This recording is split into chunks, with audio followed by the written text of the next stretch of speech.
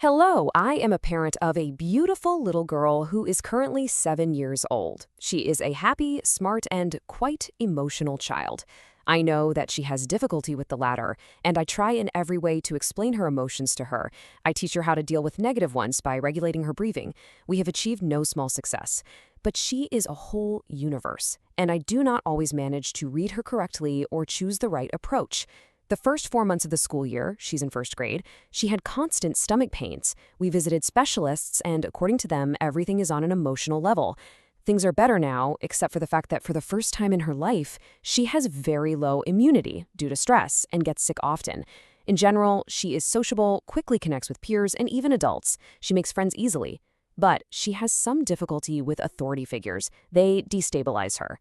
Example, she loves to dance, sing. She wanted to be a gymnast. She always gives up on the courses she dreams of because the coaches seem too strict to her. They raise their voice. It's not even towards her, but towards other children. She can't stand anyone yelling. She cries regularly when she comes home from school because the teachers yell at the other children, and she breaks down and cries, tired of these experiences. I described everything in such detail to illustrate the situation before asking a question. I don't know how to deal with the things she wants and then gives up on. Is it right to just let her drop any course and be calm? Or should I try to stimulate her, convince her to continue, and not let her give up?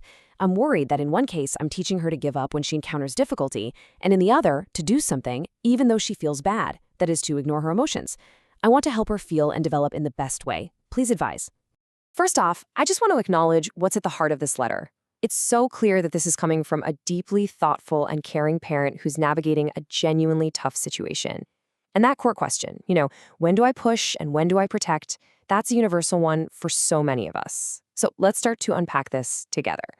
And before we go any further, it is so vital to recognize this.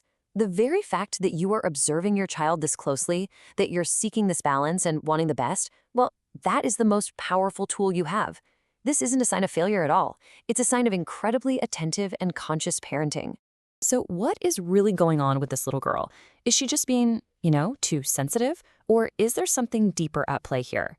The key to understanding this, I think, is to shift our perspective, to move from looking at her behavior to understanding her biology. What this parent is describing so beautifully is the child's temperament. And it's so important to frame this correctly. This isn't a weakness or something that needs to be fixed. It's an innate, natural part of who this child is. She has a highly sensitive nature, which often comes with high emotional intelligence. And it also means she has a lower threshold for things like aggressive tones and tense environments. This brings us to a really crucial question. What about the physical symptoms? The stomach pains, the low immunity, is that just in her head? Absolutely not. These are very real physical manifestations of her emotional experience. Let's explore that connection. Think about it like this. For a sensitive child, the nervous system is like a smoke alarm that's set to high sensitivity.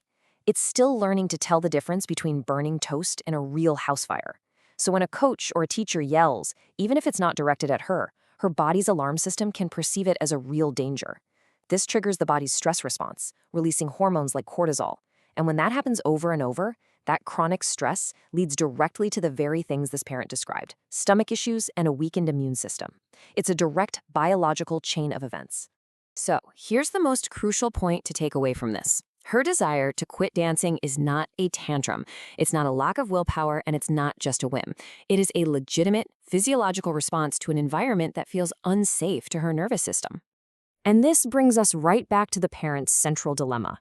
Knowing this is a physiological response, what's the right path forward? To insist she stay or to let her go? It's a very valid and very difficult question. And the parent is absolutely right to be concerned about the two extremes. If she's always allowed to quit at the first sign of discomfort, she might learn that avoidance is the only strategy. But if she's always pushed to endure a situation that's making her physically ill, she learns an equally damaging lesson, that her own feelings don't matter and that she just has to suffer in silence.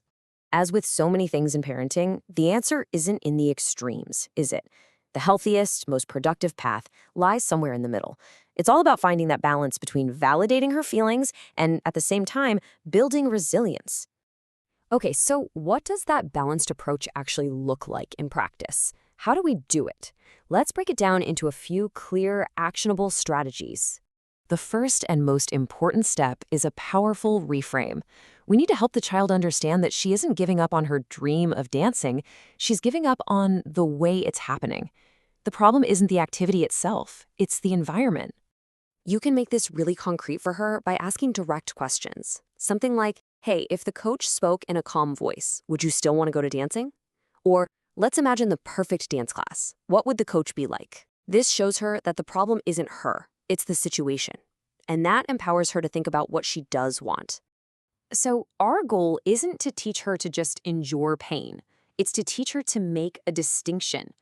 Instead of saying something like, you just have to get used to it, try validating her experience first. Wow, I hear you. That does sound really unpleasant. Let's brainstorm together. How could we make it feel a little easier for you? This approach teaches resilience without demanding that she negates her own feelings. Here are a few practical tools you can put in your toolkit. First, you could create a trial period rule. Maybe you agree that any new activity gets a 1-month trial before you make a final decision. This avoids impulsive quitting, but also provides a clear exit. Second, you could create a special signal just between the two of you for when things feel too overwhelming. And third, you can even build her tolerance in a safe space through play, maybe by role-playing a strict but silly teacher at home. This is such a simple, effective way to think about when to act. If a child wants to quit just out of boredom, well, that's often a good time to encourage persistence. If it's a fear of failure, your role is to offer support. But if it's a toxic environment, one that's causing physical stress, your primary role is to protect your child. And based on this parent's letter, this situation falls squarely into that third category. So as we zoom out, what's the single most important task for this parent right now? Because it really goes beyond just this one dance class or this one school year. Please don't be afraid that you're teaching her to give up. What you are actually teaching her is something far more valuable. You're teaching her that her feelings are valid signals. You're teaching her that she has the right to set a boundary and to say, this is not okay for me. That is a foundational skill for lifelong mental health. And this is the ultimate goal. Your task is not to toughen her up or make her less sensitive. Her sensitivity is a gift. It's a superpower. The task is to give her the tools to navigate the world and be resilient while holding on to that beautiful sensitivity. So I'll leave you with this question to reflect on. In a world that often feels loud and harsh, how can we, as the adults in their lives, help our children build healthy boundaries that protect their unique temperament instead of forcing them to build walls that just hide who they truly are?